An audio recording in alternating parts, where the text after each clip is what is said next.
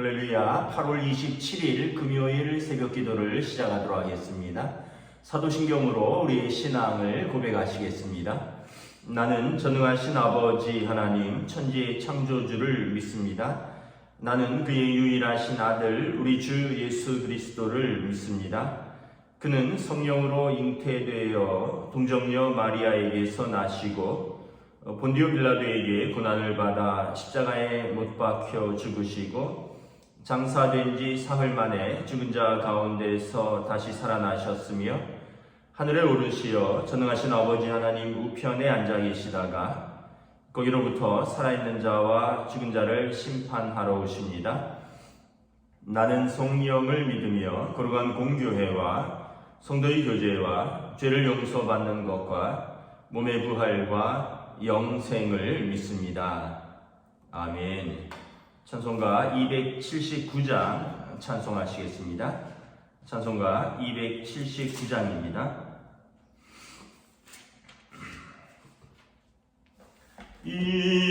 인내하신 구세주여 내가 비오니 죄인오라 하실 때에 날 부르소서. 주여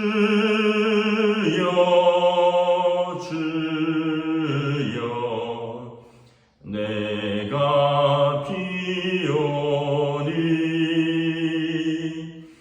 죄인오라 하실 때에 날 부르소서. 자비하신 보좌 앞에 엎드려 자복하고 회개하니 믿음 주소서. 주여 주여 내가 비오니 죄인오라 하실 때에 날 부르소서. 주의 공로 의지하여 주께 가오니 상한 마음을 고치시고 구원하소서. 주여 주여 내가 비오니 죄인오라 하실 때에 날 부르소서. 만복 근원 우리 주여 위로하소서. 우리 주와 같으시니 어디 있을까. 주여 주여 내가 비오니 죄인오라 하실 때에 날 부르소서. 아멘. 오늘 우리 주신 하나님 말씀은 구약성경 사사기 10장 1절부터 9절까지 말씀입니다. 구약성경 사사기 10장 1절부터 9절까지 말씀입니다. 다 찾으신 줄 알고 저와 여러분들이 한 절씩 교독하도록 하겠습니다. 사사기 10장 1절부터 9절입니다. 아비멜렉의 뒤를 이어서 이사갈 사람 도도의 손자 부하의 아들 돌라가 일어나서 이스라엘을 구원하니라. 그가 에브라임 산지 3일에 거주하면서 이스라엘 사사가 된 지 23년 만에 죽음에 3일에 장사되었더라. 그 후에 길앗 사람 야일이 일어나서 22년 동안 이스라엘의 사사가 되니라. 그에게 아들 30명이 있어 어린 낙이 30을 탔고 성읍 30을 가졌는데 그 성읍들은 길앗 땅에 있고 오늘까지 하봇 야일이라 부르더라. 야일이 죽음에 가몬에 장사되었더라. 이스라엘 자손이 다시 여호와의 목전에 악을 행하여 바알들과 아스타롯과 아람의 신들과 시돈의 신들과 모압의 신들과 암몬 자손의 신들과 블레셋 사람들의 신들을 섬기고 여호와를 버리고 그를 섬기지 아니하므로 여호와께서 이스라엘에게 진노하사 블레셋 사람들의 손에 암몬 자손의 손에 그들을 파심해 그해 그들이 요단강 저쪽 길르앗에 있는 아모리 족속의 땅에 있는 모든 이스라엘 자손을 쳤으며 18해 동안 억압하였더라. 암몬 자손이 또 요단을 건너서 유다와 베냐민과 에브라임 족속과 싸움으로 이스라엘의 곤고가 심하였더라. 아멘. 할렐루야. 오늘도 우리에게 새날을 허락하셨습니다. 하나님의 은혜와 평강이 함께 하시는 복된 날 되시기를 축복합니다. 오늘 10장에는 이제 기드온의 시대 그리고 그의 이제 세겜에서 낳은 첩의 아들 아비멜렉이 죽고 이제 새로운 사사들과 이제 그 백성들의 이야기를 다루고 있습니다. 소사사들이죠. 사사기에 보면 여러 사사들이 나오는데 좀 분량이 많은 사사를 대사사라 그러고 조금 언급된 사사들을 소사사라고 합니다. 뭐 사사가 크다 작다가 아니라 그 분량에 따라서 그렇게 구분하는 것입니다. 성경의 구약 성경에도 보면 선지서가 있죠. 선지서에 보면 이제 호세아, 뭐 요엘, 아모스, 뭐 이렇게 오바디아 이렇게 쭉 나가는 분들을 소선지서라고 합니다. 그리고 이제 다니엘, 뭐 이사야, 예레미야 이런 분들은 이제 대사사라 그러는데 대선지서라 하는데 이유는 분량에 따라서입니다. 이사야가 66장이고 예레미야 52장이고 에스겔 47장이고 뭐 이러다 보니까 이제 이런 분들은 대선지서라고 구분하고 호세아 뭐 14장, 뭐 요엘서 1장 이런 식으로 이렇게 나가기 때문에 그 분량이 작기 때문에 소선지서라 하듯이 사사들도 12사사가 있는데 분량이 많은 사사, 삼손이라든가 기드온이라든가 이렇게 분량을 많이 다루고 있는 사사를 대사사라 부르고 오늘 이 사사 돌라 같은 경우, 야일 같은 경우는 뭐 3절, 뭐 2절 이렇게 언급을 할 때 이분들은 그냥 소사사라고 합니다. 사사의 어떤 그것이 아니라 분량으로 그렇게 구분한다는 것입니다. 먼저 소사사 돌라를 보면 그가 이름 자체가 어떤 뜻이냐 하면 버러지라는 뜻입니다. 지렁이라는 뜻입니다. 여러분 그 지렁이가 어떤 존재인가요? 그냥 아주 미천한 존재죠. 우리가 비 오고 나면 교회 마당에도 우리가 숲과 마주하고 있기 때문에 뭐 지렁이들이 이렇게 기어 나오는데 뭐 지렁이는 정말 미물입니다. 뭐 공격할 수도 없고 또 빨리 대피할 수도 없고 그냥 꼬물꼬물 거리다가 뭐 밟으면 죽고요. 또 해가 너무 내리쬐면 또 말라 죽습니다. 뭐 지렁이는 진짜 가만히 둬도 햇빛만 세게 내리쬐도 말라 죽는 그런 이런 존재이죠. 그래서 벌레, 지렁이 이런 뜻은 어떤 의미냐면 비천한 출신이다 라는 뜻입니다. 비천한 출신이다. 연약한 자다 라는 뜻입니다. 그러나 하나님께서 이 연약하고 비천한 자를 들어서 사용하시는 거죠. 또 3절 4절에 보면 반면에 길르앗 사람 야일이 있습니다. 야일은 그는 22년 동안 이스라엘의 사사가 되었는데 그는 좀 존귀한 자였습니다. 부자였습니다. 보면 아들 30명이 있고 아들들이 각각 어린 나귀 30을 탔고 각각 성읍 30을 가졌다.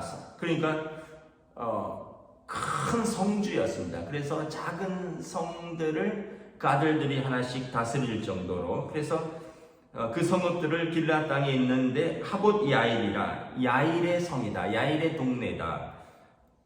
그러니까 이 얼마나 그 영향력이 막강한 사람인지 알 수 있죠. 예를 들어서 필동에 유명한 분이 계시다. 그러면 그 동네 하면 누구 계시다. 뭐 이런 식으로 누구 출신이다. 우리 동네에서 만약에 대통령이 나왔다. 그러면 우리 동네에 누가 나왔다. 이런 식의 자랑이 되는 것처럼 야일은 이 길르앗 사람으로서 길르앗 땅의 아주 유력자라는 것이죠. 반면에 이제 6절부터 쭉 나오는데 이제 6절에 지금 당장은 나오지 않지만 이제 내일 본문 주일 본문에 나오지만 이 입다가 나옵니다. 사사 입다. 사사 입다는 기생의 아들입니다. 기생의 아들. 그러니까 오늘 말로 하면 좀 표현이 좀 거칠 수도 있지만 술집 작부의 아들이다, 이런 뜻입니다. 그런데 그도 하나님께서 사사로 쓰시는 거죠. 이스라엘의 지도자로. 우리가 기준이 뭘까요? 유력한 자를 쓰시는 것도 아니고, 또 그렇다고 어떤 사람은 보면 또 아주 비천하고 사회적으로 그렇게 주목받지 못하는 기생의 아들, 또 지렁이 같은 자. 그러니까 하나님 쓰시는 기준은 무엇이냐? 사무엘서에 보면 사람은 외모를 보거니와 하나님은 그 중심을 보시느니라. 사무엘이 사울 왕을 하나님이 폐하시고 새로운 왕을 세우기를 원하십니다. 그래서 이새의 집에 찾아가는데 이새에게 내가 하나님의 말씀대로 당신 아들들 가운데 이스라엘의 왕을 좀 세우러 왔다. 좀 아들들을 보자. 그래서 7 아들을 다 봤습니다. 근데 첫째 아들을 딱 보니까 이 아들이구나. 사무엘이 생각할 때 너무 인물이 좋은 거예요. 키가 크고 아주 이 풍채가, 외모가 아주 당당하고 잘생긴 거예요. 그래서 이 아들이겠거니 했는데 아니라는 거예요. 둘째를 보니까 둘째도 참 괜찮은 거예요. 그래서 이 아들이구나 했더니 하나님이 아니시라는 거예요. 그래서 7 아들을 다 봤는데 아닌 거예요. 하나님 뭐라 그러시죠? 사람은 외모를 보거니와 하나님은 그 중심을 보시느니라. 사무엘이 볼 때는 사울 왕이 워낙 인물이 좋았거든요. 성경에 보면 키가 다른 사람들보다 머리 하나가 더 컸다고 했습니다. 아주 장신의 아주 잘생긴 청년이었습니다. 사울은. 그래서 사울 왕을 보았기 때문에 하나님께서 세우실 뒤에 왕은 더 훌륭한 왕이겠다 생각을 해서 그런 어떤 외모라든가 그런 거에 대한 어떤 고정관념이 있었던 것 같아요. 왕은 이런 생김새, 이런 풍채, 이런 위풍당당함. 그래서 그걸 기대하고 왔는데 이새의 7 아들을 다 봤는데 괜찮은 아들들이 꽤 있었는데 아니라는 거죠. 그래서 이새에게 묻습니다. 아들이 더 있느냐 했더니 말째가 있는데 지금 저기 들에서 양을 치고 있다. 그러니까 말째라는 표현은 막내라는 표현보다 더 못한 표현입니다. 그냥 아주 미약하고 우리 집에서 제일 좀 존재감 없는 아이라는 거죠. 그래서 지금 양 치고 있다는 거죠. 아니, 형들이 양을 쳐야지 막내가 양을 치나요? 그러니까 그것도 좀 그렇긴 한데, 하여튼 말째라는 표현을 썼습니다. 아버지 입에서. 그래서 그를 데려와라. 그를 데려오니 하나님께서 그에게 기름을 부으라. 그러니까 하나님의 기준은 뭐냐면, 사람의 기준은 외모죠. 얼마나 가문이 좋은가, 얼마나 인물이 좋은가, 또 얼마나 배움이 있는가, 또 얼마나 능력이 있는가, 얼마나 이제 쉽게 얘기하면 뭐 돈을 잘 버느냐 뭐 이런 여러 가지 사람들이 볼 때 참 저 사람 능력 있고 괜찮네. 사람들은 그걸 보지만 하나님은 무엇을 보신다고요? 중심을 보신다. 하나님을 향한 마음, 하나님을 향한 자세, 하나님을 향한 태도. 그래서 하나님은 하나님을 경외하는 그 마음을 보신다는 거예요. 그리고 그와 하나님이 함께 하시고 그를 쓰시면 그는 이스라엘의 사사가 되고 이스라엘의 왕이 되는 것입니다. 하나님을 존귀히 여기는 자를 하나님께서 존귀히 여기시는 것입니다. 다윗이 그랬고요. 오늘 보면 돌라라는 사사도 그러합니다. 입다도 그러합니다. 기생의 아들이었지만 하나님께서 하나님을 경외하는 그를 이스라엘의 사사로 쓰셨습니다. 돌라도 버러지 지렁이 같은 그를 하나님을 경외하는 그를 하나님께서 이스라엘의 사사로 쓰십니다. 또 오늘 야인 그는 부자였고 능력이 있는 그 어떤 그 유력한 자지만 그도 하나님을 경외하니까 하나님이 그를 쓰시는 겁니다. 그러니까 여러분 우리가 하나님에 대해서 오해를 하면 안 돼요. 하나님은 약자만 쓰시는구나. 비천한 자만 쓰시는구나. 비천한 자만 높이시는구나. 그렇지 않습니다. 그럼 하나님이 유력한 자만 사랑하시는구나. 그것도 그렇지 않습니다. 하나님의 기준은 하나님을 경외하는 자, 그 중심을 보신다라는 것입니다. 그 중심이 하나님을 경외하는 마음과 태도가 있으면 그는 유력한 자라도 그는 비천한 자라도 하나님께서 쓰시는 것입니다. 오늘 사사들을 그것을 통해서 우리가 알 수 있는 것이죠. 저와 여러분들이 얼마나 우리가 어떻게 보면 좀 존재감이 없는 소시민들이죠. 여러분 지금 대선 후보들 한번 보세요. 다 쟁쟁한 사람들입니다. 어떤 분은 검찰총장을 지냈고, 어떤 분은 감사원장을 지냈고, 어떤 분은 대학 교수를 역임했고, 어떤 분은 또 육군 참모총장, 육군 군단장인가요? 군단장을 역임했고, 이런 어떻게 보면 우리가 보기엔 굉장한 성취와 업적을 이룬 분들입니다. 그런데 하나님이 보실 때는 뭐 중요하느냐? 우리가 하나님을 경외하느냐?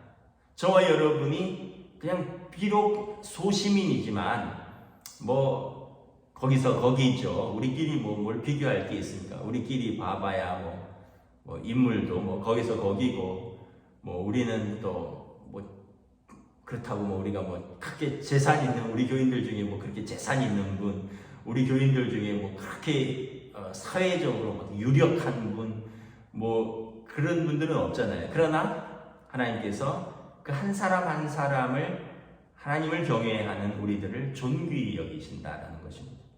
하나님을 사랑하는 우리들을 하나님이 존귀히 여기신다.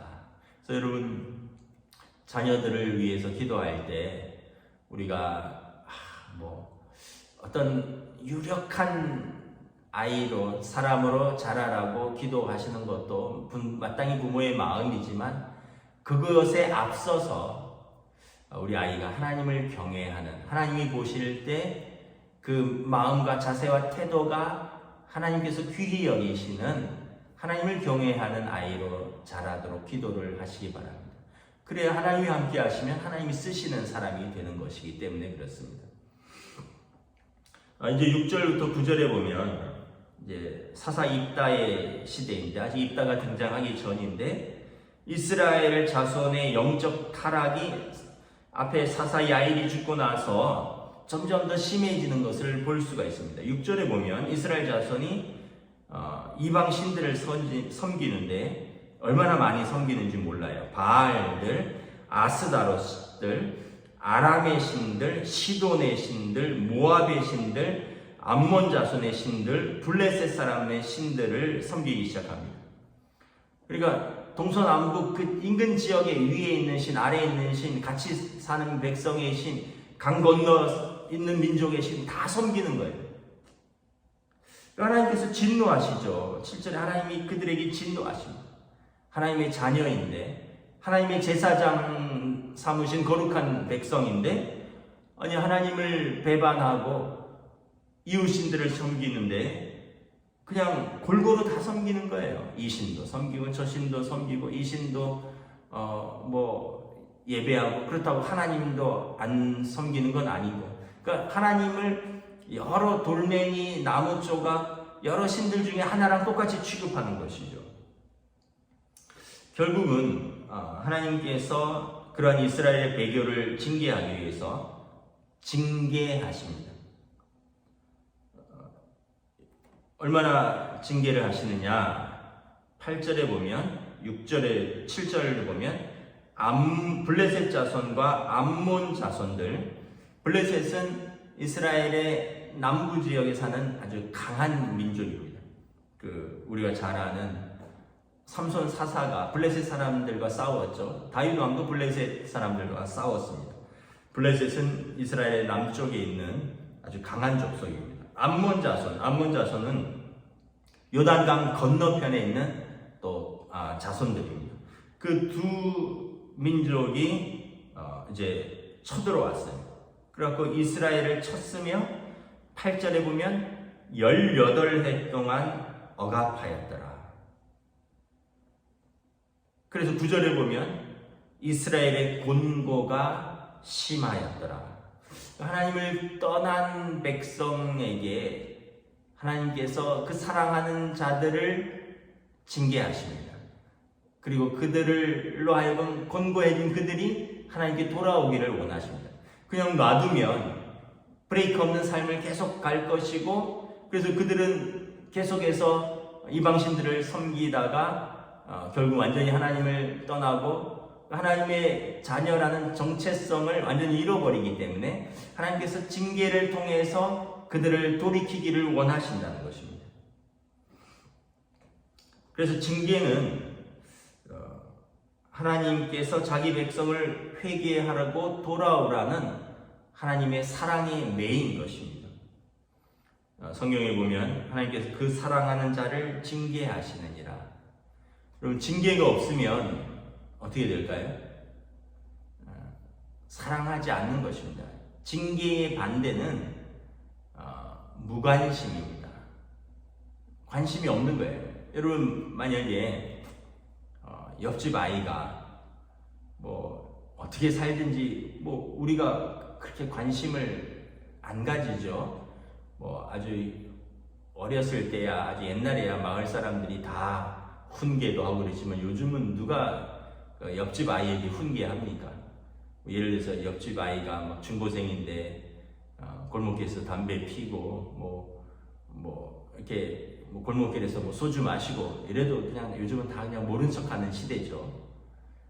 근데 여러분, 만약에 여러분들의 자녀들이 그렇다면, 배움의 이 길에 있고 미성년자가 그렇다면 여러분 가만히 안 있죠. 징계하죠. 너희가 아직 성년도 아니고 아직 몸이 다 자라지도 않았고 배움의 과정 중에 있는데 이것이 합당한 일이냐? 징계하죠. 이게 왜냐하면 부모로서의 마땅한 도리인 것입니다. 그냥 안 하면 어떻게 될까요? 그냥 브레이크 없이 계속 가는 거죠.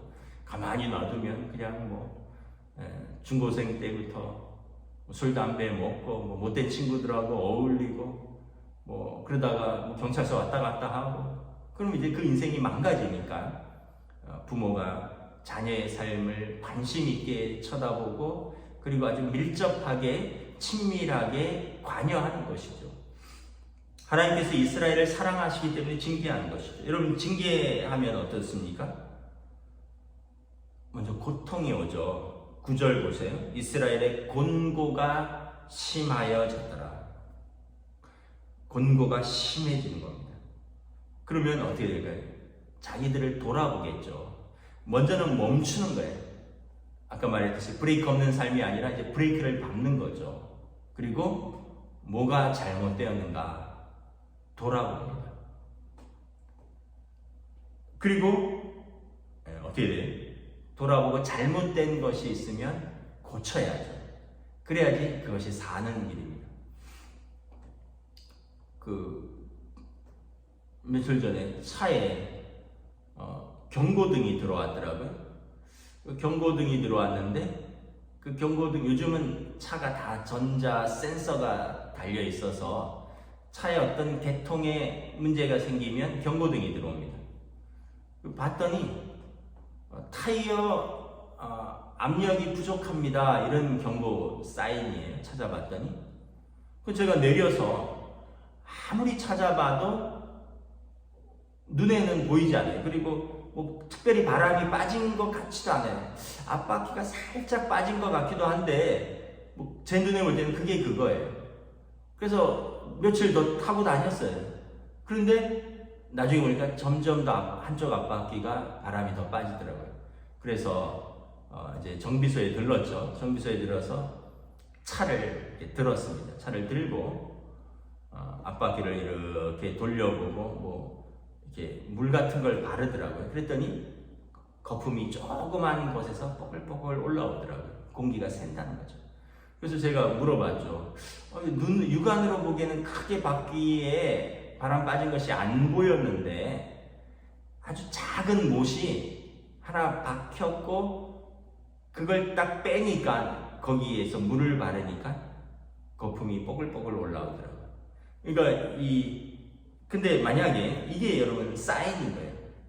어디 문제가 있습니다. 문제가 있으면 어떻게 해요? 자동차는 세워야죠. 계속 운행하면 사고 나죠. 세워서 정비소에 들러서 원인을 찾아내고 고치고 그렇게 타야지 안전한 것입니다. 우리 인생도 마찬가지입니다. 잘못된 삶을 산다면 하나님께서 관여하십니다. 징계하는 거죠. 그러면 곤고가 심해졌다 9절에. 그럼 어떻게 됩니까? 그들이 멈추는 거죠. 우상을 섬기는 것을 멈추고 그리고 어떻게 돌아보죠. 우리는 하나님의 백성이구나. 그래서 10절에 보면 이스라엘 자손이 다시 하나님을 찾습니다. 하나님께 부르짖습니다. 이게 뭡니까? 회개죠. 회개. 마음을 돌이켜 하나님께로 향하여 서는 것입니다. 그러면 하나님께서 사사를 세워서 그들을 구원하시는 것입니다. 이게 회복인 거죠. 그래서 여러분, 징계가 사람에게는 무익한 것 같으나 사실은 하나님께서 사랑하는 자녀를 돌이키기 위한 하나님의 사랑의 매일 수 있는 것이죠. 그래서 그 징계를 통해서 우리가 잘못된 것을 멈추고 고치고 그리고 본관 속에서 하나님을 찾고 부르짖고 다시 하나님께 나아간다면 그 징계는 오히려 복된 계기가 되는 것입니다. 우리가 여러분 고난과 징계가 없으면 아주 좋겠지만 고난과 징계라는 어떤 영적인 하나님의 간섭, 또 어떻게 보면 이게 영적인 수술하고 똑같은 것입니다. 여러분 만약에 배가 너무 아파요. 뭐 지금은 이제 뭐 MRI도 있고 뭐 엑스레이도 있고 다 해서 지금 맹장이 좀 뭐 터졌습니다. 뭐 이런 식으로 해서 수술을 할 수 있는데 옛날에는 알 수가 없었잖아요. 그러다 보면 이제 그냥 엄마 손은 약손이라고 배만 문지르다가 이제 문제가 맹장이 터지고 이러면 그 안에서 복막염이 일어나고 이걸 그대로 방치하면 이제 세균에 감염되고 염증 때문에 죽게 되는 거죠. 근데 지금은 어떻습니까? 배를 갈라서 어떻게 해야 돼? 맹장을 떼내야겠죠. 그런데 만약에 나는 배를 째는 것이 너무 고통스럽습니다. 싫습니다. 내 몸에 상처 내기 싫습니다. 배를 째고 내 장기를 드러내고 이걸 다시 꼬매고 난 이거 안 할랍니다. 그럼 어떻게 돼요? 그러면은 죽게 되는 것입니다. 수술이 고통스럽지만 그러나 거기에서 병든 부분, 잘못된 부분을 도려내고 그리고 그것을 깨끗이 청소하고 그 다음에 그것을 꼬매고 그리고 회복돼야지 건강한 삶을 살 수 있는 거죠. 어떻게 보면 하나님의 징계는 이런 영적인 외과 수술로 생각할 수 있는 것입니다. 그래서 다시 전심으로 하나님을 찾게 되고 그리고 다시 하나님 앞에 서게 하시는 것, 이것이 하나님의 징계의 목적인 것입니다. 하나님이 고통을 즐기시는 분이 아니라 우리를 사랑해서 징계에서라도 우리를 다시 찾으시려는 하나님 아버지의 표현이시다라는 것입니다. 말씀을 마치겠습니다. 저와 여러분들 오늘 말씀처럼 하나님은 그 중심을 보시는 분이십니다. 우리가 연약하고 때로는 비천한 존재라 할지라도 하나님을 경외한다면 하나님께서 우리를 존귀히 사용하시고 우리를 존귀히 여기십니다. 기도하겠습니다. 하나님 은혜를 감사합니다.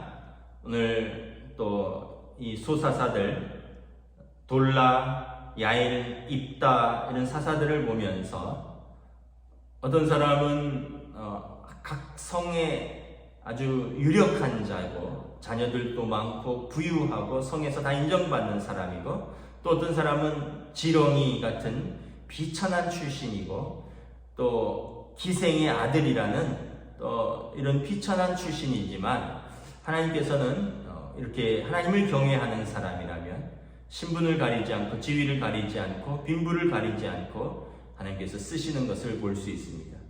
그러므로 사람은 그 외모를 보지만 하나님께서는 그 중심을 보신다는 우리가 이것을 잘 기억하고 우리들의 삶은 언제나 하나님 앞에 서 있을 수 있도록 하나님을 존귀히 여기고 하나님을 경외하는 삶으로 나아갈 수 있도록 인도하여 주시옵소서. 감사를 드리오며 우리 주 예수 그리스도의 이름으로 기도드리옵나이다. 아멘. 하늘에 계신 우리 아버지, 아버지의 이름을 거룩하게 하시며 아버지의 나라가 오게 하시며 아버지의 뜻이 하늘에서와 같이 땅에서도 이루어지게 하소서. 오늘 우리에게 일용할 양식을 주시고 우리가 우리에게 잘못한 사람을 용서하여 준 것 같이 우리 죄를 용서하여 주시고 우리를 시험에 빠지지 않게 하시고 악에서 구하소서. 나라와 권능과 영광이 영원히 아버지의 것입니다. 아멘.